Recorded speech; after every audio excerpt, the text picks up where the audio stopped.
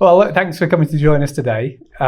This is mine and Clem's kind of first podcast, leading on from kind of coaching corner stuff that we've done, webinars and other events and stuff. Obviously, we've known each other for quite a while as well, Helen. We didn't get the memo today about what to wear, so anyone watching us, I think this now has to become the Coaching Corner official dress code, certainly for the hosts. Yeah. Like the boy band, It's very professionally coordinated, I think that's it. I'm not sure what our name could be for a boy band as well.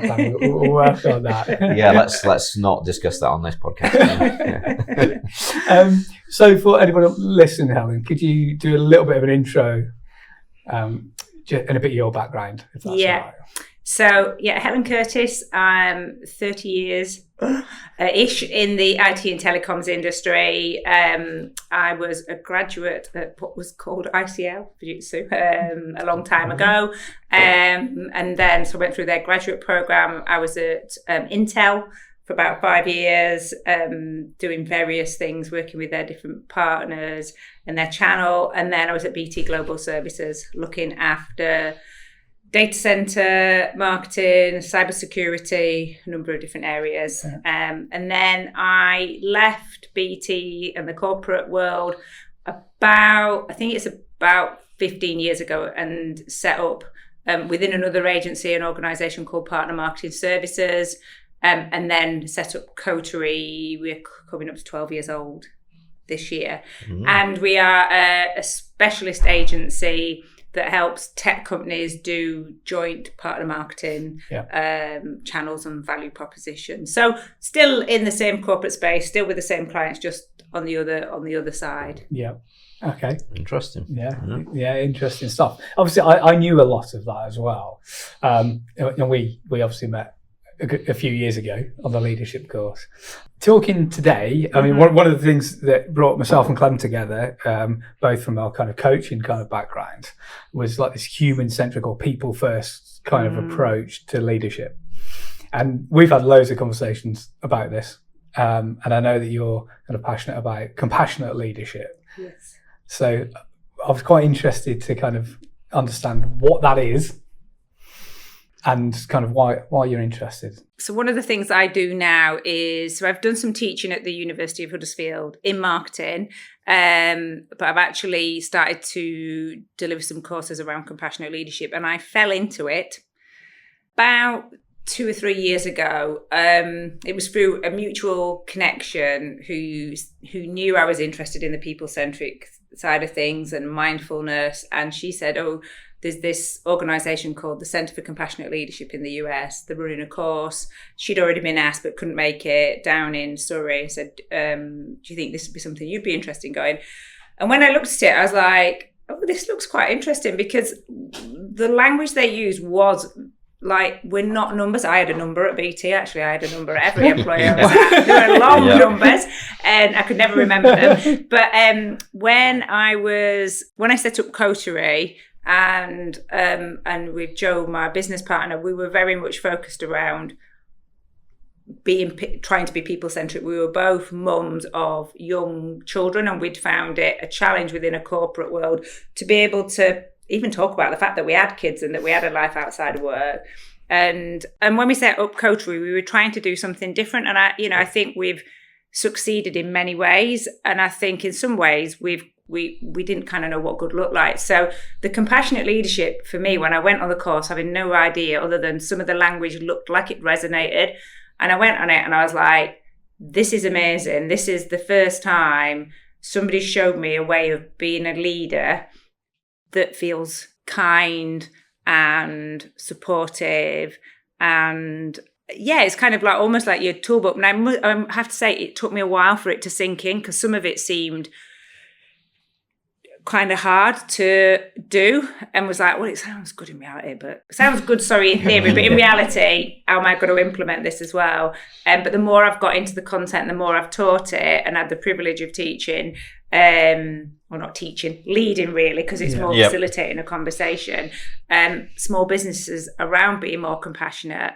Actually, there's loads of things that you can do. So, what can you give us an example? I guess Yeah, it's really hard to sometimes bring those things to life. So you mentioned often it sounds good in theory, but how do you do it in reality? Is there an example that sort of springs to mind? One of the things that really struck me is that it's probably worthwhile me defining what compassion is actually. Okay.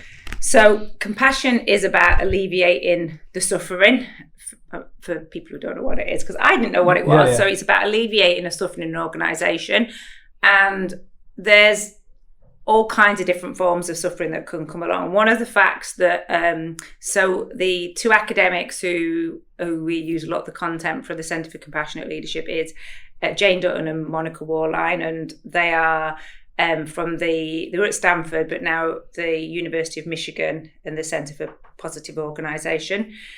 And one of the things that Monica says is how many hours you spend, she kind of phrases it around, guess how many hours you spend working in an average lifetime? Do you know the answer to this already? I've got no idea. It's going to be a big number. Yeah. I know, it's a bit. Not as much as I'm trying to do mental calculation, and maths is not my thing. Like my brother's a mathematician as well, and I'm going to guess so badly here. So just go with a big number. Yeah. A big number. It is a big number, so it's 100,000 hours. Wow. Okay. Which is a lot, isn't it? Yeah, totally. And then what she talks about is the fact that during that time, there will be suffering. There'll be suffering in the workplace, maybe just somebody you don't connect with, or miscommunications, maybe poor working conditions, lack of work-life balance, a stressful project, children, home life, bereavements, illnesses, so the fact is everybody will have some kind of form of suffering when they're at work during, whilst you're there. So compassion is about alleviating that suffering, and it quite often gets mixed up around empathy, but that's a big thing that we talk about, that it's about having awareness of it, believing that what you're seeing is worth your while to do something about and go and making that connection, having empathy. But one of Clem, answers your question, where I'd historically got stuck is in the empathy space. Mm-hmm. So I'm quite a sensitive person, and I feel everybody's emotions, and I can dig in on the empathy with you. I'm with you. We're feeling it all, but actually that's not helpful. What compassion is kind of knowing what's mine to do. So what can I do to help? And actually quite often asking the other person to say, say somebody's had a bereavement, is saying, what is it that you need from me? What can I do to help you? And they may say nothing, and that's all right. So I think that was a big one for me in terms of and there's loads of other examples that I'm sure we'll share as we chat through. But that was one, that was a really fundamental one. And also the empathy trap is very, very easy to fall into when you're a person who cares about people. Yeah. You've reminded me of Kim Scott's Radical Candor book, and she talks about ruinous empathy in relation to feedback there. Where people are almost they just don't want to upset people. They don't want to be, they just, again, it's the nice, not kind thing. They're just going to avoid upsetting people, maybe because of that sense of empathy, of wanting to just not make things worse for them. Yeah, it's interesting, that nice versus kind one, isn't it? I've seen that in play quite a lot actually previously, and again it's maybe going off topic slightly because it's probably going away from the compassionate leadership piece, but I've certainly seen it in kind of, if you're looking at performance of teams, that you can over-index on the being nice and just thinking that it's a great place to work, but actually some of the high performers then get really annoyed that actually it's just a nice place and no one's getting pulled up on anything, no one's having any feedback, and therefore you actually lose performance.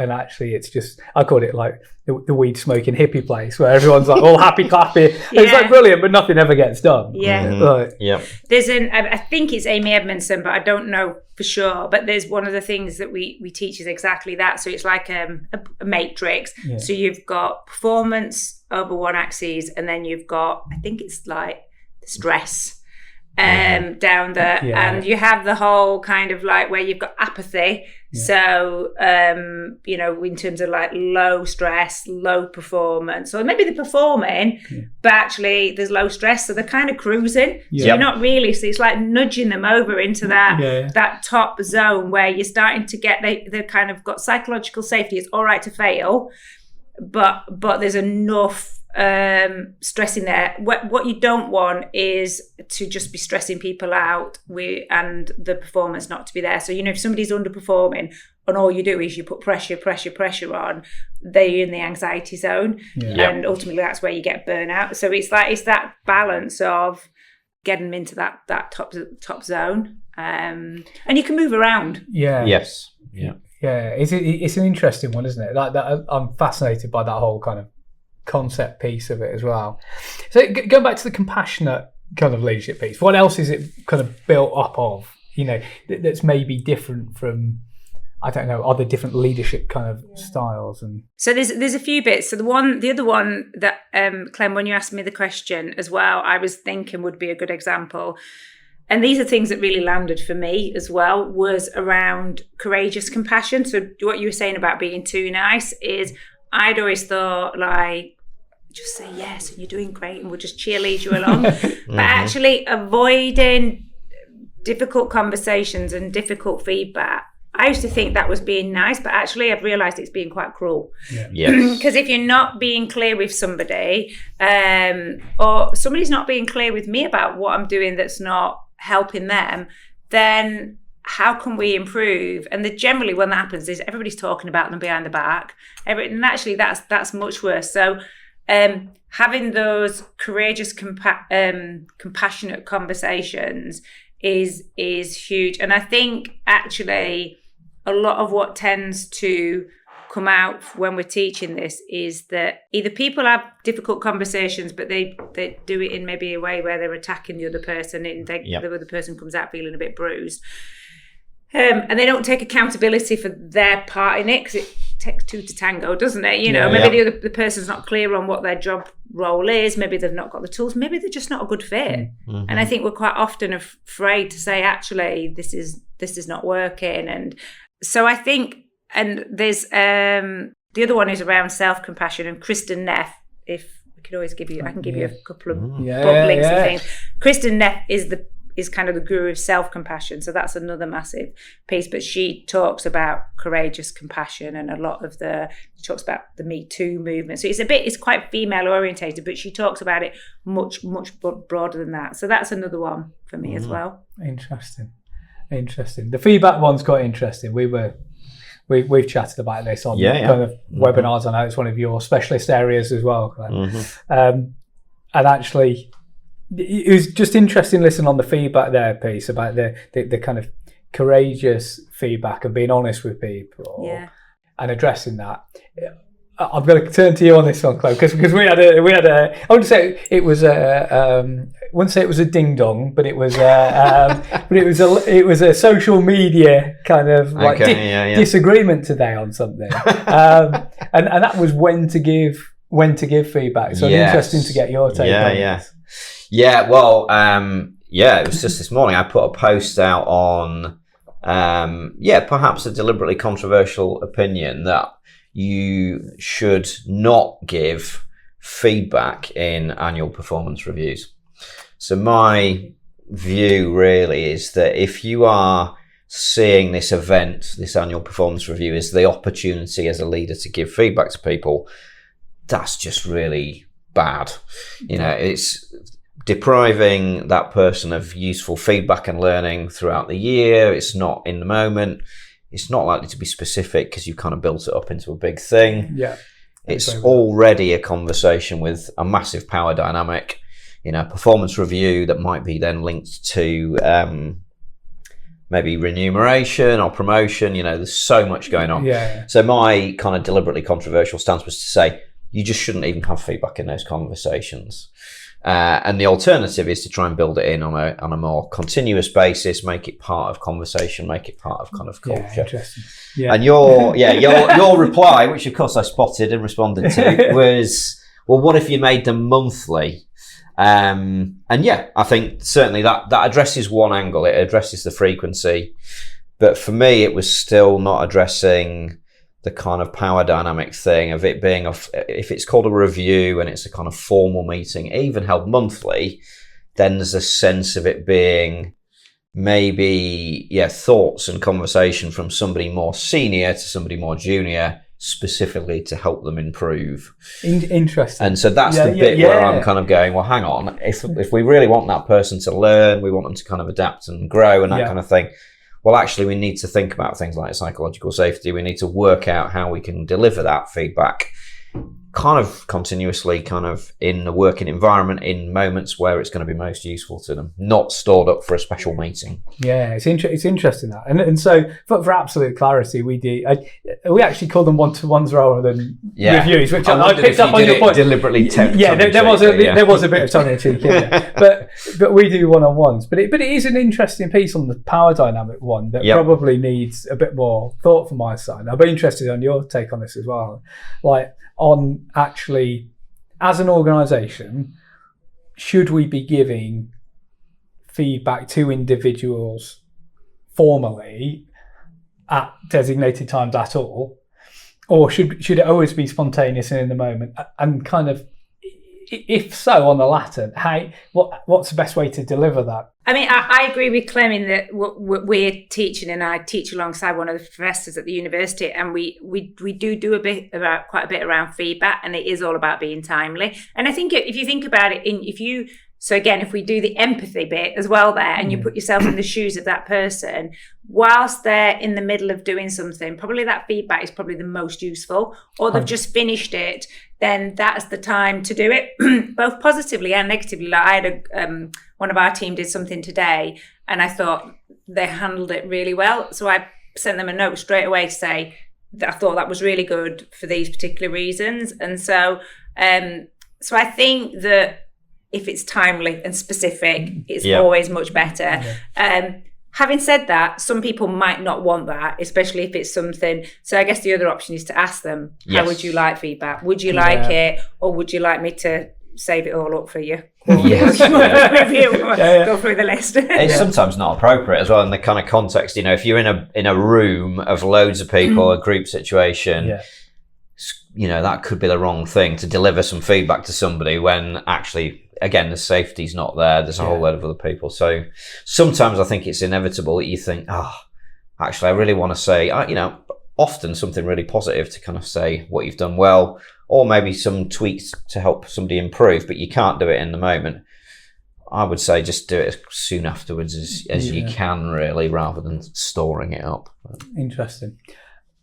And you said something to me the other day, Clement. I can't remember whether it was your thought sounds worrying. Your thought, or whether it was from somebody else. Yeah. But an opinion that we shouldn't be giving feedback, any negative feedback at all. Where did that come from? Well, so that's and again, I mean, you're going to steal my thunder on all my controversial posts. This will go out afterwards. So that's true. So actually, I just need to put this one out next. No, so the thought there is, again, and again, it's probably science where I haven't proved the numbers on it, but there's a often quoted stat that it should be a 5-to-1 ratio of kind of positive reinforcement to more constructive stuff.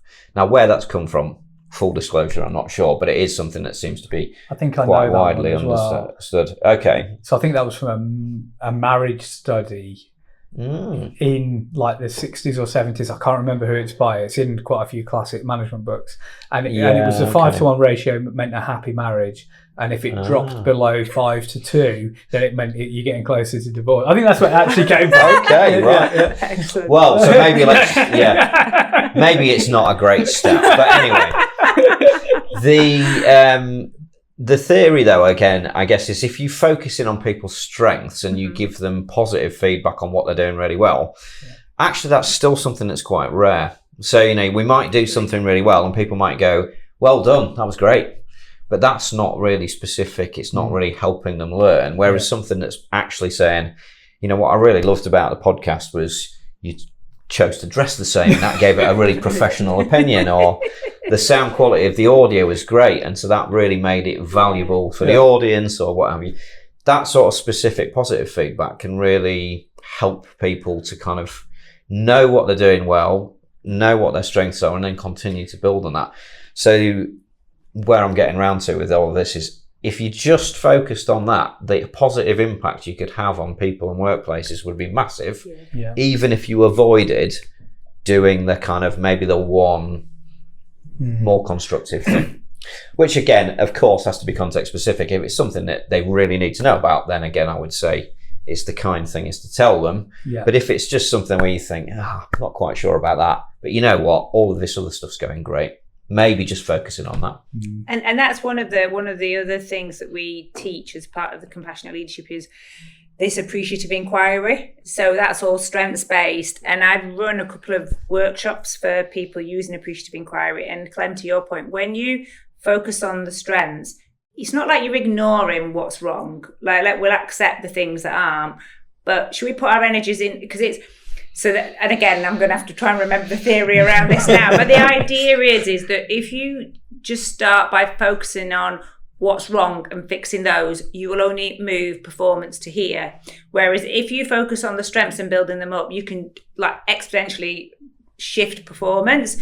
So there's something, I'm not going to remember all of these, but you kind of do the discovery with appreciative, it's the 4Ds, and it came out of academia, and they did it with it was around a hospital, and you do discovery. So you kind of go, what's going well here, so bring it to an individual, what's all your strengths, what's all the things, and then you go, you dream, and you kind of suspend reality, and you go, based on all those strengths, what could you achieve, what would that look like? So you get them, to your point, Clem, into that headspace of, I could do this, I could do that, and then you work back from that. So I think it's something like design, and then I can't remember what the final D is, but you take it back from there. So, and if you think of that in terms of a performance conversation or a leadership change management approach, and I ran it for an SLT, a senior leadership team, and they were buzzing, and they came out with loads of different work. And this was a team who'd gone through massive redundancies and changes. So it was a really tough time. The timing of it has to be right. You can't do it right in the middle. It was at the end. But I felt really privileged to run that session because just seeing them all supporting each other and the energy that it created in the room. It's interesting listening to you, Helen, because that feels like a coaching kind of approach to it, very strength kind of focus, and actually quite akin to the way that I like to work myself. I like thinking of positive things. I am a positive, forward-facing type person, and I think that would, I can see how that would work quite well. It's quite interesting as well. Like certainly in a few senior roles I've had previously when I've been working for other people, like certainly one individual, maybe a couple of others, I can count on the one hand the amount of praise I've had in over years in roles as well. And I don't know what your take on that is in organisations in general, but I think often the more senior you get, the less feedback you do get from other people as well. I don't know whether you agree, but yeah, I think that's true in my experience. I think it's somebody said to me recently, which again I've heard many times, is it gets to be a lonely place when you get into senior leadership roles often, because often lots of people are uncertain or unsure as to how to give feedback upwards, or they just don't really feel it's their place to do so. It can be quite competitive as well at that sort of level, so people aren't so willing to share feedback between peers. And then, generally people are really busy as well. So all of that combined, I would say, sort of feeds into that lack of feedback and maybe even lack of learning that happens at that sort of level without real kind of conscious thought to that. I think I agree with that. And I think even if you ask for feedback, people may not, it depends on the psychological safety that's created. So do they feel I can give the feedback and there'll be no consequences? Or when it's been performance review, they're going to remember what I said.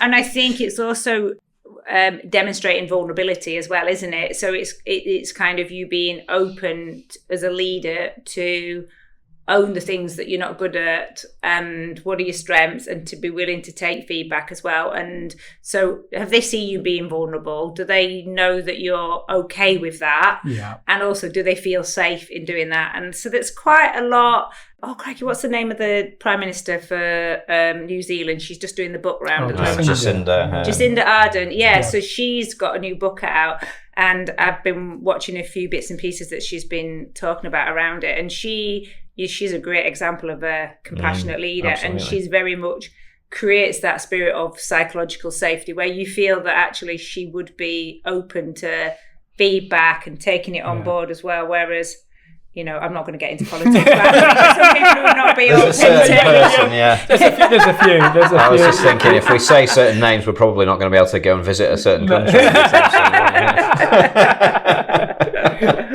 Yeah, it is interesting though, isn't it? And so I love the idea of compassionate leadership, the way you've described it, and I think it aligns nicely with a lot of values I believe that I have and that we talk about a lot within kind of coaching. When you see it in a practical kind of sense, like actually implementing it, what are the challenges you're actually seeing with companies? So I think there's a couple of things. One of the things that I really like about the material that we're working with is that it's kind of come out of organizational psychology and structure. So I'm going to try and remember these now, but I was trying to remember them coming in, and even though I've taught them, I still forget them. So Monica and Jane, they have this book called Awakening Compassion in the Workplace, and there's 4 things you look around. One is networks, roles, routines, and cultures. Yes, I remembered. And so it is like there's a lot of practical things that you can implement. So a little bit of it is a behaviour as a way of being, but just saying, let's all be more compassionate, that's not going to happen, is it? You know what I mean? Yes. It's like, and it's also a practice. Like, I have to remember, like, when difficult situations occur, or, you know, I've been working for quite a lot of decades now, and I have some default habits. Like, avoiding difficult conversations would be a really good default habit for me. So it takes conscious practice and a mindset to make these things happen. So the 4 elements around it is there's things that you can put in place to create more of a compassionate organisation. So culture's key. So it's got to be modelled in an organisation. And one of the things that we quite often get, and I felt this afterwards, was like, well, everybody's got to agree on this, so otherwise what's the point? But actually, you don't. It can just start with one person, and it can start with it's more like a movement, but it can start with your team, you as an individual. If you show up and behave in a certain way, more likely other people will start to behave in the same way. And it's so kind of that the chicken and egg of culture kicks in. You've got to have the behaviours, you've got to have the vulnerability is an interesting one, because Brené Brown says it's not just about turning up and crying at work all the time. It's like, she says it's about actually being vulnerable at the appropriate times with the appropriate people in the appropriate way, you know, just being selective about that and creating that safety around it as well. So there's the whole culture piece. The roles, you can craft job descriptions and job roles around having more compassion in them. So not just you have to do X, Y, and Z, because actually, when we think about a lot of how people perform in a workplace and some of the feedback, it's not necessarily what they're doing, it's how they're doing it. Mm-hmm. So kind of weaving a bit more of that in. Routines. So I'm doing some additional advanced learning at the moment with Monica, and she was talking about like the energy networks, which sounds a bit woo-woo, but I like that. But it's like thinking about what's your networks like in an organisation, and where's what, and actually it was interesting. I mapped out mine, and some of my important stakeholders, my kind of energy scores were really low, which showed I was not putting enough energy into them. And then also having ones that people take a lot, and actually is it balanced? So she talks a lot, and again that's there's masses of academic papers all around this where they've mapped these in different organizations. So you can think about the whole what you can put routines in place to create, so the language that you use, the connections, and creating more of those networks as well. So there's a lot of models. I think the challenge is it can feel overwhelming and it can feel like a mountain to climb. Yeah. So I think it's picking some small things and doing them bit by bit, but it's got to be a conscious practice. Yes. Yeah. So I've got loads of questions. Sorry, Clem. I've got loads of questions on this. I want to come back to woo-woo energy in a bit. Okay. As well. That was the question. I want to come back to that in a second. Yeah. But just on before we go back to that, so for the uninitiated, because again, I believe in a lot of the people-centric bit brings better performance out of organisations. But I'm just going to pretend for a minute that I've got no clue on it, and I own a business, and you're talking to me about this, and I'm kind of going, well, why? What's the point of it from a business perspective? Like, is it going to make me more money? Yeah. Yes, is the answer. Yes.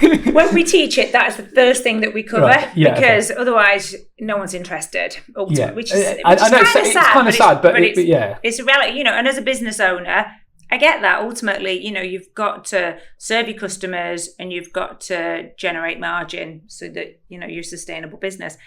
So there's loads of evidence around the fact that more compassionate organisations have higher employee engagement, higher productivity, less absenteeism, better well-being. Because one of the bits was around self-compassion, which maybe we might want to come back to, but that's a big part of it as well.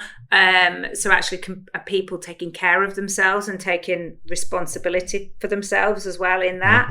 So there's loads of studies and reports around that. And the work that I've been doing through the University of Huddersfield and the National Health Innovation Campus, they funded sort of this pilot program that we taught beginning of this year. And the reason is because in West Yorkshire, we have high levels of absenteeism, people being off work for long-term sickness. So, and we have a huge amount of SMEs. I think this might be a Kirklees stat, but there's something like about 90% of organisation are SMEs. So as a SME owner for a long time, you don't have access to the resources and you're just kind of making it up as you go along. And so actually, you may believe that you're being compassionate, but actually having access to, like I went, oh my God, is that how you do it? Yeah. Like, wow. There's a huge case for reducing burnout, higher productivity, better belonging. Yeah. Better belonging, again, sounds a bit woo-woo, but belonging ultimately means people feel invested in the organisation. They look out for each other rather than letting each other fail. Higher productivity. Yeah, and that makes a lot of sense to me as well. But I've certainly found, maybe less so these days, but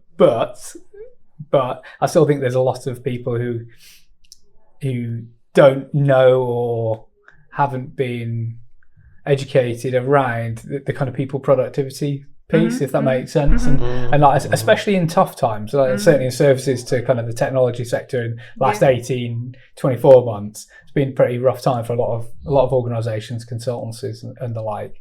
And I don't know whether you guys see this, but sometimes the bad behaviours start creeping back a little bit, or behaviours that I believe are a little bit bad, that managing by spreadsheets, treating people as numbers, and actually forgetting some of that people kind of centric bit, that actually if they double down on it a little bit might actually be more productive and fare better through those times. I guess, the thought you've triggered there is that the people leading the people are people, as it were, so they are not immune to the stresses of the working world. And when times get hard, then it's the things that are playing into what they're thinking about and how they behave are probably going to, they may knock on in that more negative way to how they kind of interact. So I think that's maybe behind sometimes when things get tough, then you start to see some of those behaviours come out again. Doesn't mean it's the right thing, because I'm a passionate believer that treating people fairly and compassionately and fostering belonging and all those things have huge benefits for businesses. I do as well, and I think we've talked about it a bit before, Clem, and we may have done as well, Helen. It's an interesting thing sometimes. I think that the way that the business world is set up, that a lot of a lot of things are quite short term. So often we'll measure revenue on a monthly basis. We'll report to our shareholders on a monthly or quarterly basis. We'll be looking at your stock prices, whether they're going up and down, or your share price and what have you. And often when things aren't going right, then there's a lot of pressure put on people. Then you get your anxiety, your fear, your negativity, all that type of stuff.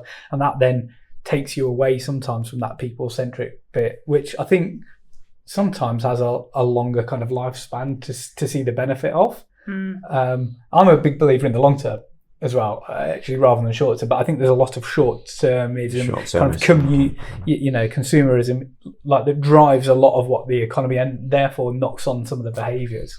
Yeah, I agree. And I think, and again, this is one of the things that has come up a lot, is that, in terms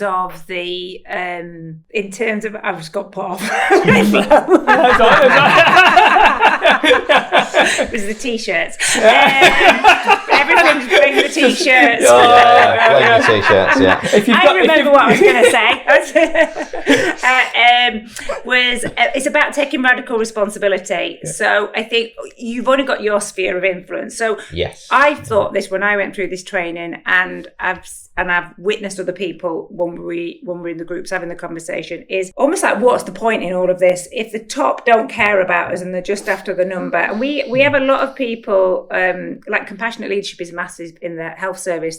There's a lot of work, and Professor Michael West is he's the guru on this, is at Lancaster Uni, and so then and they are compassionate by nature if you look at what they do, but it's a super tough environment for them to work in.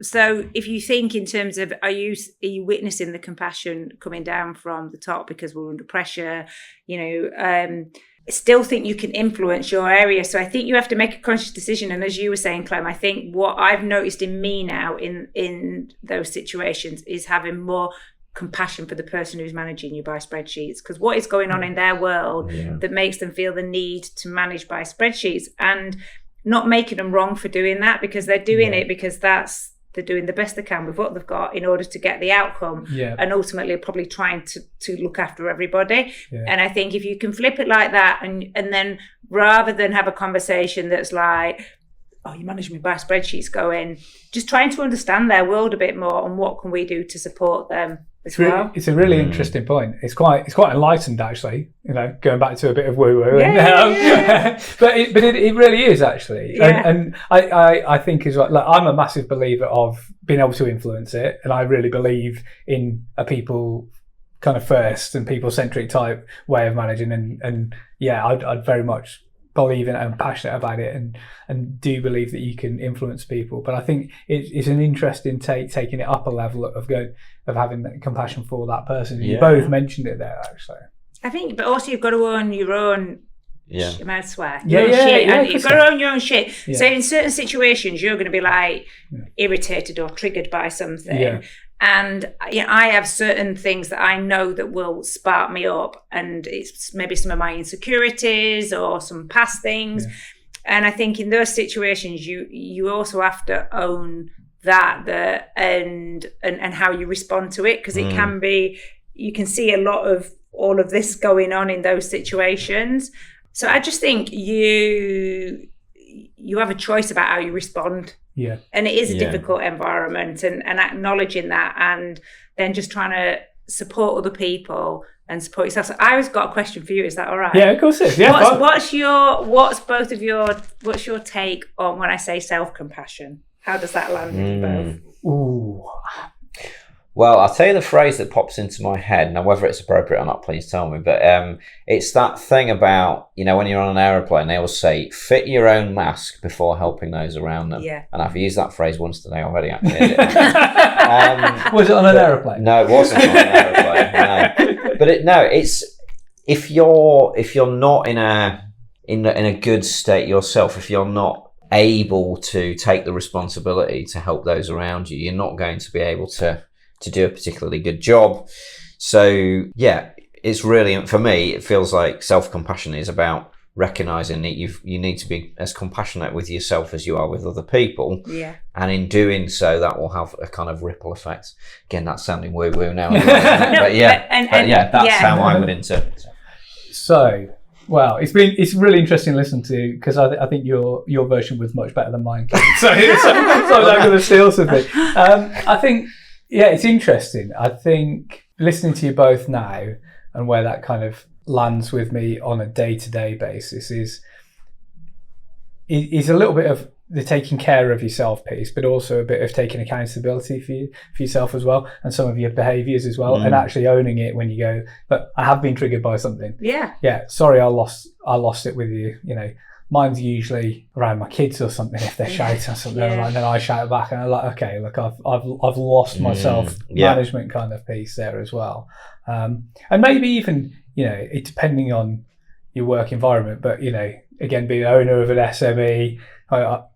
Busy all the time, actually taking a bit of time for yourself sometimes, and maybe not working quite as hard as you should do, not working as many hours as you should do. I don't know whether that lands with it. I agree, and I think so. This is one of the things: is you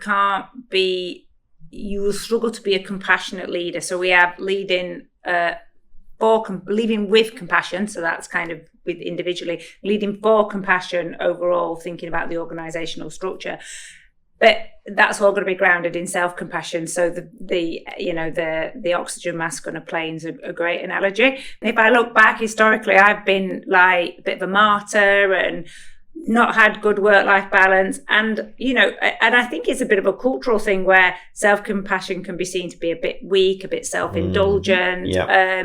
We almost wear busyness, and I still do it from time to time, where busyness is like a badge of honor, like I'm mega busy, burned myself out, made myself ill, and actually, but no one ever thanks you for it. And we say like stress kind of rolls downhill. So if you're stressed, and the person managing by spreadsheets is probably quite stressed. So actually trying to get people to have a little bit more self-compassion is so important. So one of the things that we do is looking at people's like non-negotiables. So I know if I have a day where I'm working from home, I'm on the laptop all day, if I don't get out at lunchtime for half an hour to walk the dog, my brain is not functioning at its best by the end of the day. I'm like probably a little bit shorter, probably not clearer in thought. So just those. I know yours is sport. I'm laughing because mine's I'd say like I'm like a dog. I need walking. Running. I need running out. But I do. I need exercise to kind of to actually level me out as a person. I just need it. And without it, I definitely get short and aggy. I coming back to your energy piece, weirdly, I lose energy if I don't do exercise. So exercise and activity gives me more energy. You got to be careful with the time you do it. I was doing exercise last night and I couldn't sleep because I did it too late. But but it definitely gives me energy. Yes, yeah. What's your non-negotiables, Clem? Well, I mean, I guess in a way it is exercise as well. But so I a few years ago, actually, I realised I wasn't as fit as I should be.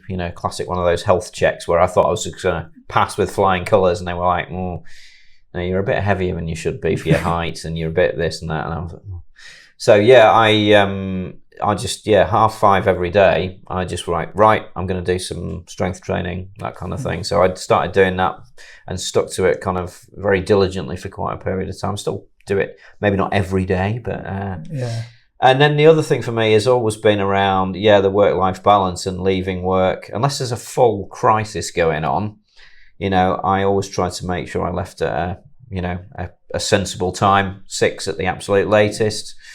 Partly for my own sanity and feeling like I was in balance, but then also I think it's hopefully sends a good message to those around you that you shouldn't just be sat there all evening just because there's an expectation. So for me, those are maybe the things that come to mind. It's a really interesting one, isn't it? The self-compassion one. So one of our things in the business is effort. One of our values is effort, actually. And what we mean by that often is actually hard work. And often going above and beyond as well. So the badge of honour thing's an interesting one as well, because I think one of the things we talk about actually is that we maybe work harder than some of our competition and outperform in that kind of way. It's a tricky one to get your balance of when it's right, and when it tips over the edge, and then it actually then encroaches onto your work-life balance, personal time, and performance as well. And I'd be interested to get your guys' take on what's because it's a tricky one. And again, this is one we've talked about before. Like, what's the difference between, like, sometimes stress and like passion? Sometimes, you know, because people, if you're really into something, you can work really hard and you don't feel stressed because you're enjoying it. You're in flow, aren't you? Yeah, you are. Yes. But to other people, you might be stressed. They might be stressed if they were doing that thing. So it's the whole thing's just like a little bit intangible. So as you're saying it, there's like, you know, when people say sayings to you and they're sticking your head around it. And I was thinking, so there was two. One sounds a bit offensive, so I'll start with that one. Go on. So the other one is like the idea of the busy fool. Yeah. So I think that happens quite often where we think just doing is great, but actually doing, what's the output it's generating?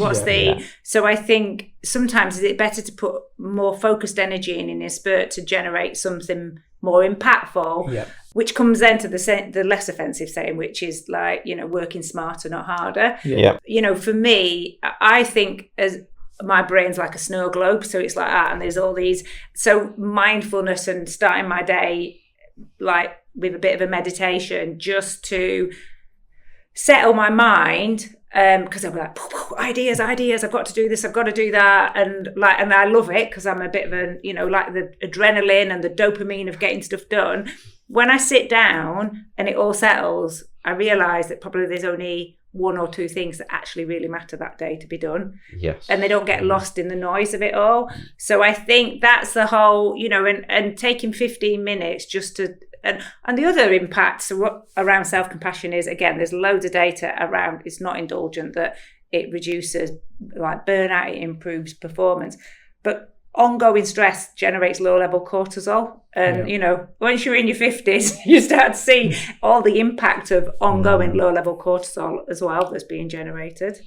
I find that really interesting what you said there, Helen. So I'm quite similar. So my head's a bit like a snow globe, and I often do a meditation or yoga just to calm me down, to actually work out what's the most impactful thing to do. Because again, I could show you my book here. I've got a list of about 100 things that I want to do. And there's never enough time to do everything. And that's just the way I work. I'm a bit like that. So it's like, how do you actually narrow it down to the things that are really going to be the most impactful? What can you delegate to other people? You know, how can you build other things around it? So I think that's quite an interesting one for me personally. I think it's an interesting one on an organizational kind of level as well. So again, I'm just thinking personally about Exalto, and that's the way we're kind of set up, is that everyone's slightly different as a personality as well. So it's how you can run it through as a systematic, like, you know, an organizational kind of level thing that gets the best performance out of people, but in that kind of, in that, you know, compassionate kind of way. I'm like genuinely intrigued about it. I mean, I don't think you can enforce some of this stuff because somebody's got to want to do it. And like you say, everybody's different. So even, you know, in Coterie, where we're a small organisation, what works for one won't work for another. So I think it's more of a culture of self-compassion. So, you know, like my business partner, she's massively into fitness. That's her thing, the meditation and mindfulness. She's done that, but that's less of it. Hers is more the exercise. Mine's a blend of both. And just being outside. I think there's things that you can do that promote it. So, you know, it's role modeling, leading at a decent time, or prioritizing your holidays, which is, when we first started out, I think we weren't very good at switching off on our holidays. We weren't very good at taking holidays. I think that's probably just startup mode. Whereas I think as we've matured as a business, we've got a lot better at role modeling it. So you've got to be really careful, haven't you, about being prescriptive. And big organisations, I see some amazing initiatives, and even just like your space here is lovely. So actually, you think as an employer, or even for customers coming in, there's a really nice space where they can just sit and it's quiet, they can reflect, they can have a nice drink. They, it's so even those things in a lot of organisations, even if they've got a nice space where people can just go and, like, I'm going to sound a bit like calm your nervous system. Reset or having the gyms or, So I think a lot of organisations offer a lot. I guess it's the culture of HR can put it in place, but the leadership need to encourage people to utilise it. Yeah. I don't know. What do you think? Well, I mean, you've made me think there, the leadership encouraging people to, the sort of tokenistic pool table or table tennis table in an office, which nobody uses, is an absolute kind of, in my mind, sticks in my head as a sort of example of that. We want you to all have fun, but not on work time. Nobody's allowed to use it. Yeah, and you must come in the office as well. Yes. We've got this great... we've got this pool table to tempt you into work, not to use it. But no, I totally agree on it's got to be individual. I think it's where it's, you can't enforce fun or enforce well-being on an organisation. It needs to be sort of, but it's more part of the culture, that it's encouraged that people take it seriously, that leaders take it seriously, and then that's seems to be the case. But then actually you're actually respectful that it will be different for different people, and what works for them is what's important, not you must stick with what we've bought the corporate discount for or whatever it might be. It's an interesting one. It is an interesting one. My head's still going back to this woo-woo energy. Let's go there then. Talk to me about that. Like, what is it and how does it work? I think that, I guess, compassionate leadership can be seen to be let's all hold hands and we're all happy clappy and all of that. And, and when I'm talking about resetting your nervous system or I'm talking about mindfulness, I am cautious about using that language a little bit, because I think, I grew up in a corporate world where that wasn't language that you would use. It was more the badge of honour. It was very, very different. But actually, in my own personal journey, and I'm surrounded by people, and also there's like an underworld of people doing this that nobody says and owns the fact that they're doing all of this stuff. But the data that's growing around it all to support it, I'm quite a logical mind, and that's what I love about the stuff we're teaching, is it's all underpinned by data and research, that actually a lot of these things that maybe we think are a bit woo, a bit indulgent, mindfulness, they've got brain scans showing the impact it has on your brain, the neuroplasticity of your brain. In fact, I was talking to a dog trainer yesterday that said even my 10-year-old dog has got enough neuroplasticity to be able to train. So you can train an old dog new tricks. So that's a strong takeaway. That is a great takeaway. That really that is a catchline for today, isn't it? But we've spoken about a lot of these things in the past. I know, and we talk about things. So I'm a big kind of, I say, believer, convert. I don't think I've ever been a convert to it. So I've known for a number of years that meditation works really well for me. I believe in exercise, lowering your stress levels. Actually, I mean, even if you look at, you can go on any way with it. You can go through other podcasts or through TV shows or what have you. There's so much information available now. But you look at some of the highest performing teams in the world, the SAS going into battle, and they're some of the most stressful things that you could ever come across. And they're taught breathing techniques and how to lower your stress levels and how to slow down to actually perform at a higher level in the most stressful things in the world. So why wouldn't that be applicable to stressing? So I'm a big believer in that. And I think actually, I don't know, but I think it's much more accepted just in general in society. So many people that I know kind of speak about this. I mean, even on my watch, it's got like I need more sleep to get my energy back, my body. It's just language that is talked about a lot more these days, I believe. I think so. And I think the other element of it is then that human bit, which I guess was kind of where we started when you were saying it's about the human centric bit, is even like Simon Sinek's great, isn't it? And a lot of examples he talks about, even in the military, is they are a team. They it's like that, the team going together. There's like, he talks about the, you know, is it the leader eats last or whatever that one, you know? The whole idea around actually we're all looking out for each other, that sense of belonging. There's loads, there's an Institute of Belonging in the US, which is out of one of the universities. So I think the universities in the US are much more forward thinking around all of this, but as a body of work, it is growing, it is increasing in momentum. But you know, so let's accept we're not a number, we're a human being, we're all unique, we're all different.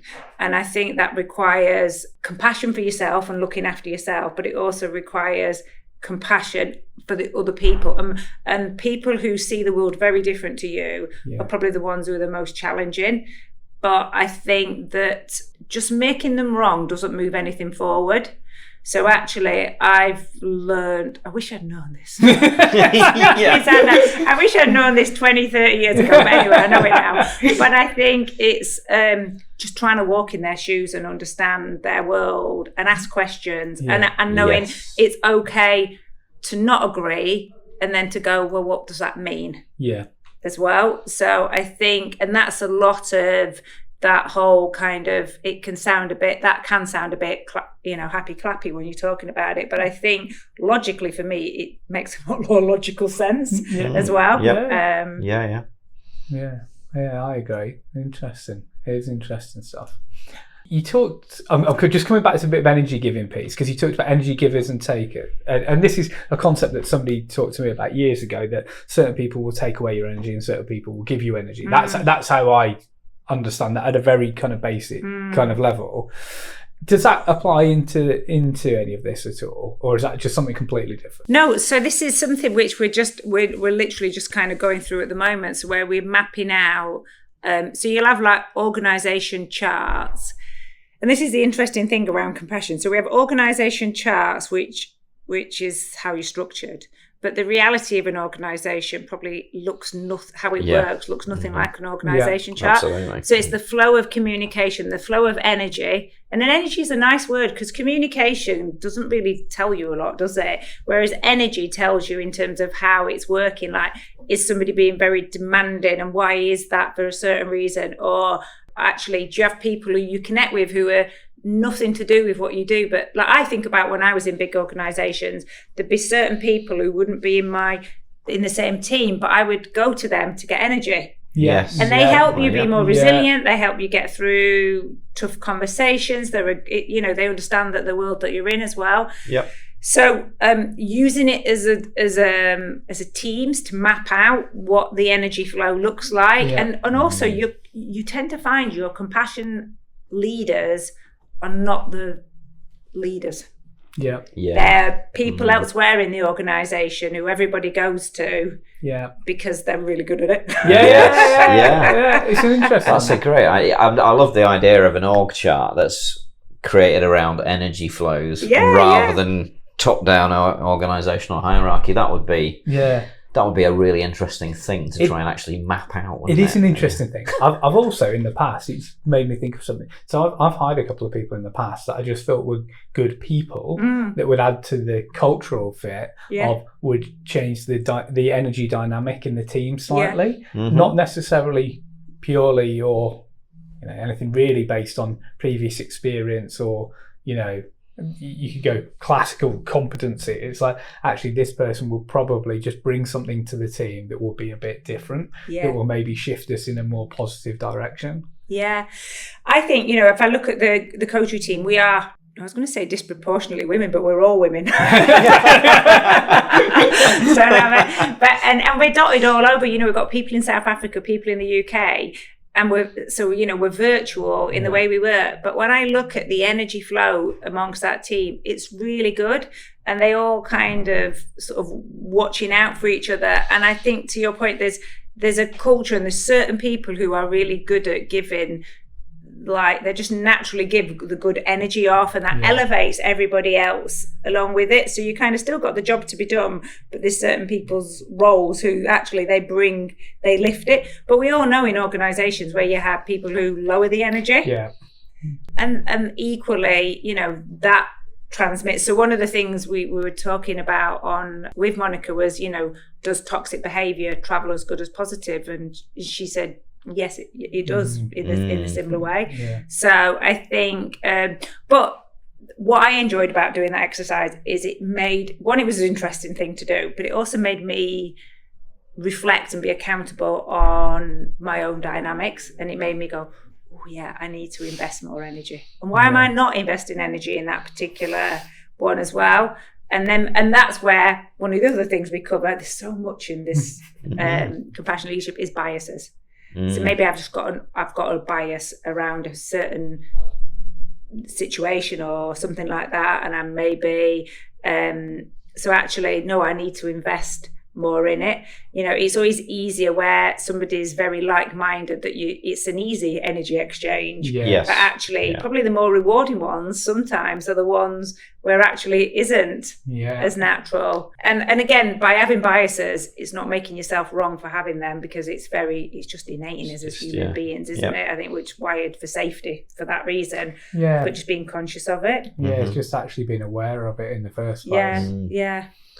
Yeah, and then seeking to kind of try and maybe learn a bit more about it, understand it, try and deliberately, meet people who can educate you a bit more about it as well. That's certainly, it's always interesting, I think. It's like seeing somebody who's like homeless, or somebody who's in a different culture or a different situation.